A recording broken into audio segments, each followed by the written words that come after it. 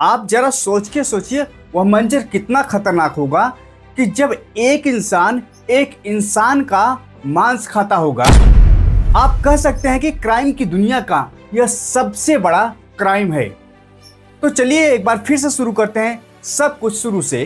28 अगस्त 2023 को शिबली सिद्दीकी हरदोई कॉल करता है अपने घर अपनी मां नाहिद अख्तर को। शिबली काफी डरा हुआ था। वह डरे दबे लफ्जों में अपनी मां से कहता है कि मां, इन लोगों ने मेरा किडनैप कर लिया है और ये हमें बहुत ही ज्यादा प्रताड़ित कर रहे हैं। शिबली काफी डरा हुआ था और वह अपनी मां से डरे सहमे लफ्जों में कहता है कि मां, इन लोगों ने मेरा किडनैप कर लिया है और इन लोगों ने मुझे बहुत ही ज़्यादा मारा है। नाहिद यानी कि शिबली की मां कुछ कह पाती तब तक फोन की लाइन कट जाती है।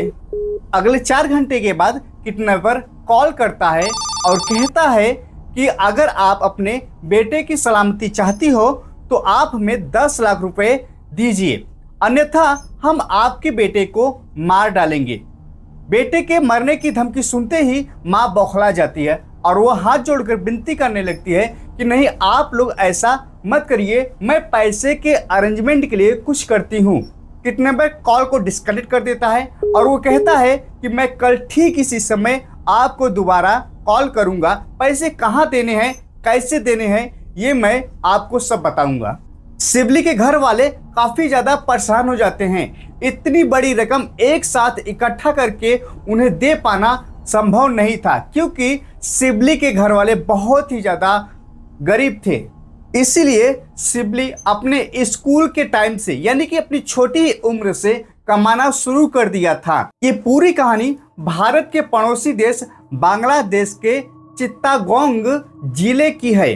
गरीबी के कारण शिबली अपनी स्कूल की फीस भी समय से नहीं दे पा रहा था। 20 साल की उम्र में ही शिबली अपने जिले के सेठ के यहाँ जॉब करने लगा एज अ मैनेजर। वहाँ पर मच्छी एवं मुर्गी पालन का कार्य चलता था। शिबली जब मैनेजर की पोस्ट पे कार्य करता है तो उसके अंदर 6 और भी वर्कर्स दिए जाते हैं जो कि शिबली से उम्र में ज्यादा थे। शिबली से उम्र में ज्यादा थे तो इसलिए जब भी वे अपने काम को सही से नहीं करते तो शिबली उन्हें टोकता था कि आप अपने काम को सही से करिए, लेकिन वे लोग इस बात को बहुत ज्यादा बुरा मान जाते थे। इसी चीज को लेकर आए गए दिन शिबली से और उन वर्करों से झगड़े होते रहते थे। शिबली जब भी घर पे जाता ये सारी बातें अपनी मां से बताता था।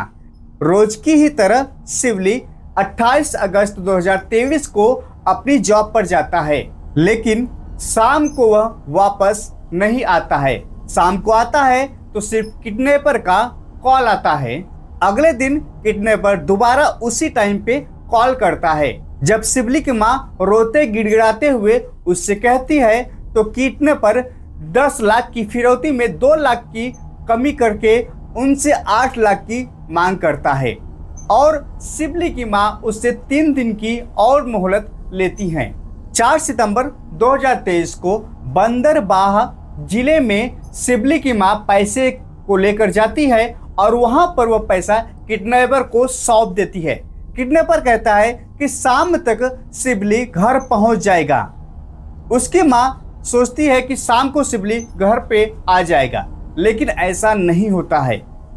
1 दिन बीत जाता है, 2 दिन बीत जाता है, 3 दिन तक उसकी मां इंतजार करती है, लेकिन शिबली 3 दिनों तक घर नहीं आता है।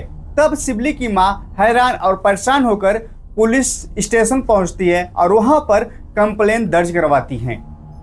जब पुलिस वालों ने शिबली की मां को दबाव देते हुए कहा कि आखिर आपने इतने दिनों तक केस दर्ज क्यों नहीं करवाया, तब शिबली की मां रोते हुए कहती है कि किडनैपर ने उन्हें धमकी दी थी कि अगर आपने पुलिस से बताई तो शिबली को जान से मार दिया जाएगा। शिबली की मां से पुलिस ने सारी कहानी सुनने के बाद सबसे पहले पुलिस वहां पर पहुंचती है जहां पर शिबली काम करता था और पुलिस ने उन 6 कर्मचारियों को अपने पास बुलाया और उनसे पूछताछ करना शुरू कर दिया। जब पुलिस को थोड़ा सा शक हुआ तब उन 6 लोगों को पुलिस थाने उठाकर लेकर चली गई। वहां पर सख्ती से पूछताछ करने पर भी उन लोगों ने 3 दिनों तक अपना मुंह नहीं खोला। चौथे दिन उन 6 में से उमोहन सिंह वर्मा ने थक हार कर अपना मुंह खोल दिया। उसने जो पुलिस को बताया वह काफी ज्यादा हैरान कर देने वाली बातें थी। उसने बताया कि सबसे पहले हमने शिवली को किडनैप किया, इरादा हमारा कुछ भी नहीं था जान से मारने की, लेकिन लास्ट में हमें इसलिए मारना पड़ा क्योंकि शिवली ने हम 6 में से एक को पहचान गया था। अगर हम शिवली को छोड़ देते तो हमसे आज़ाद होने के बाद शिवली पुलिस स्टेशन में जाकर वह हमारी शिकायत कर सकता था, इसलिए हमें शिवली को मारना पड़ा। जब पुलिस ने पूछा कि शिवली के लाश के साथ तुम लोगों ने क्या किया, तब उन लोगों ने जो जवाब दिया वह सबसे ज्यादा हैरान करने वाली बातें थी। उन्होंने कहा कि सबसे पहले हमने शिवली के गले को काटा और फिर उसके बाद उसके सभी अंगों को काट काट कर अलग किया। कुछ मांस को हमने पकाकर भोजन की तरह खा लिया और कुछ मांस को मैंने नोच नोच कर कुत्तों को खिला दिया। बाकी शरीर के टुकड़ों को अलग अलग जंगलों में फेंक दिया। यह सुनकर पुलिस काफी ज्यादा हैरान थी। काफी खोजबीन करने के बाद शिवली के कुछ ही अंग पुलिस को बरामद हो पाए और पुलिस ने उन सबको अरेस्ट कर लिया।